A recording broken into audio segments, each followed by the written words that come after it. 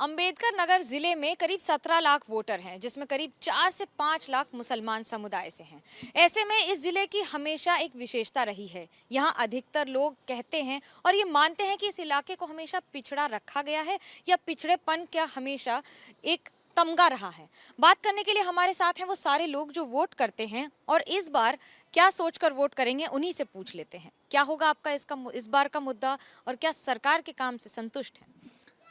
सरकार के काम से संतुष्ट होने का कोई प्रश्न ही नहीं उठता। वजह यह है कि इस देश की इकोनॉमी की रीढ़ जो है वो किसान माना जाता है और भारतीय जनता पार्टी की सरकार में, चाहे वो केंद्र की सरकार या प्रदेश की सरकार, इसमें सबसे ज़्यादा अगर किसी की दुर्दशा है तो वो किसान है। न उसके उपज का मूल्य मिल रहा है कि हाँ, जो उसका उत्पाद है उसका वाजिब मूल्य उसको मिल जाए, नहीं मिल रहा है। उत्तर प्रदेश की योगी सरकार ने एक नया तरीका अपना लिया कि इस वक्त जो है वो जानवरों को छुट्टा छोड़ दिया गया है। दुर्घटनाएं भी हो रही हैं, फसल भी बर्बाद हो रही है, जिससे यहाँ का आम किसान बहुत दुखी है। गवर्नमेंट ने रेट तय कर दिया कि हम धान इस साल इस रेट पे खरीदा जाएगा। 1100 साढ़े 1100 रुपये में धान बिका। गवर्नमेंट रेट तय करने से काम नहीं चलता, उसके लिए ज़रूरी था कि केंद्र स्थापित किए जाए और बाकायदा तौल उसकी हो। लोगों से पूछना चाहेंगे और क्या मुद्दे होंगे आपके इस बार के, क्या सोचकर वोट करें? सबसे पहली बात तो बेरोज़गारी जो है इस चुनाव में सबसे अहम मुद्दा होना चाहिए। गुर्बत का ये आलम है कि लोग, आप इलाकों में घूम लीजिए। आपने 17 लाख वोटर्स की बात की है, उन लोगों से टच करने की कोशिश करिए कितने लोग बेरोज़गार हैं। अभी ये 2022 की जनवरी स्टार्ट होने वाली होगी, तो मोदी जी ने कहा था कि ये जनवरी स्टार्ट होगी तो 1 जनवरी तक हमें 18 करोड़ लोगों को रोज़गार देंगे। एक आंकड़ा निकाल के देख लीजिए, कोई आरटीआई कर ले, कितने लोगों को रोज़गार मिला है, कितने लोगों को नहीं मिला है। ये सब एक जुमलेबाजी चल रही है। सरकार जुमलों पे चल रही है, उत्तर प्रदेश की सरकार जुमलों पे चल रही है। तमाम लोग जो है और ये चाहते हैं कि तमाम जुमलों के अंदर ये सारी चीज़ों को पाट दिया जाए। यही हालत है इस प्रदेश की। और आने वाला जो चुनाव होगा, इस वक्त जो है ये जनता पूरा मूड बना के बैठी है कि वो बदलाव चाहती है और कुछ नहीं चाहती है। मुद्दा क्या होगा आपका इस बार का चुनाव? इस बार का चुनाव मुद्दा जो है बदलाव का है और ये योगी सरकार जो है बिल्कुल फेल हो चुकी है। वो गड्ढा मुक्त करने का योजना बनाई थी, मगर आप रोड पर देख लीजिए, हर एक कदम पर एक दो गड्ढा ज़रूर मिलेगा। अंबेडकर नगर पिछड़ा ही रह गया है कि आगे बढ़ा है?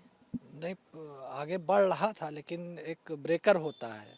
तो बीजेपी सरकार अंबेडकर नगर के लिए एक ब्रेकर के रूप में आई है 5 साल के लिए, और इंशाल्लाह 2022 बाद वो ब्रेकर जो है जनता ख़त्म करने का काम करेगी और फिर से विकास के पथ पे अंबेडकर नगर आगे बढ़ेगा। कैसे देखते हैं इस बार के चुनाव के मुद्दों को आप? मेरा सबसे बड़ा मुद्दा है महंगाई। जब हम सरसों का तेल खरीदने जाते हैं तब हमको एहसास होता है कि हम कहाँ पे हैं। हम अपनी कमाई देखते हैं और वो तेल का दाम देखते हैं तो हमको महसूस होता है कि हम कहाँ पे आ गए हैं, कहाँ से कहाँ पे आ गए हैं।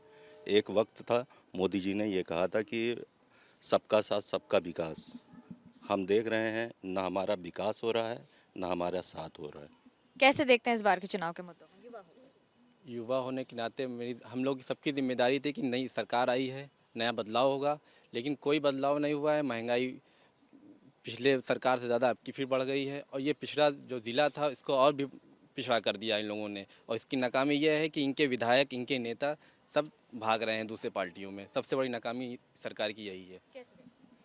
सेम जैसा कि सबने आपने सुना कि सबसे बड़ी समस्या तो हमारे लिए महंगाई है, फिर भ्रष्टाचार है और स्वास्थ्य सेवाएं एकदम चरमरा गई हैं। कोविड में आपने देखा जैसे कि लाशों की बेहुरमती की गई, लाशों को फेंका गया, ना कि इनके पास शमशान भी नहीं थे।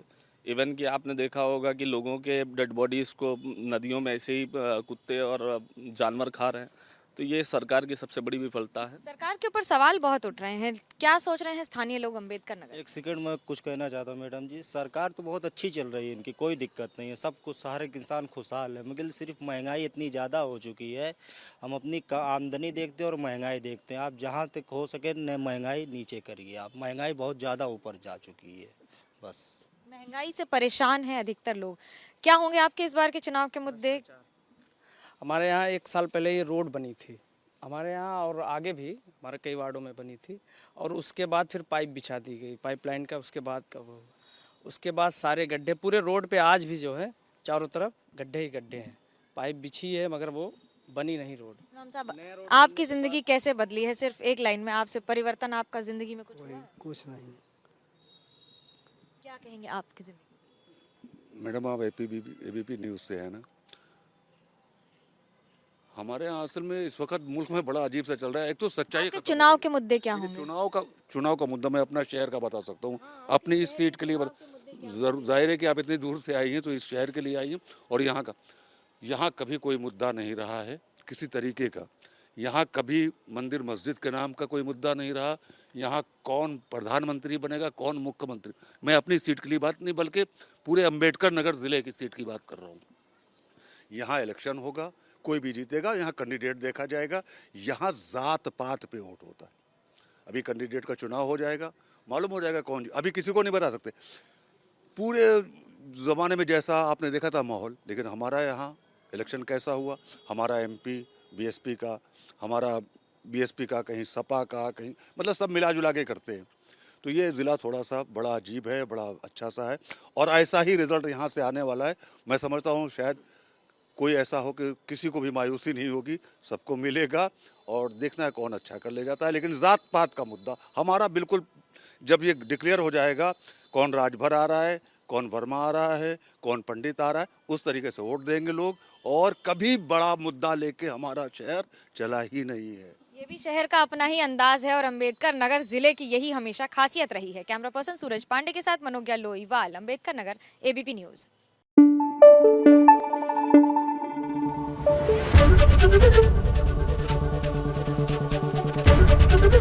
एबीपी न्यूज़ आपको रखे आगे।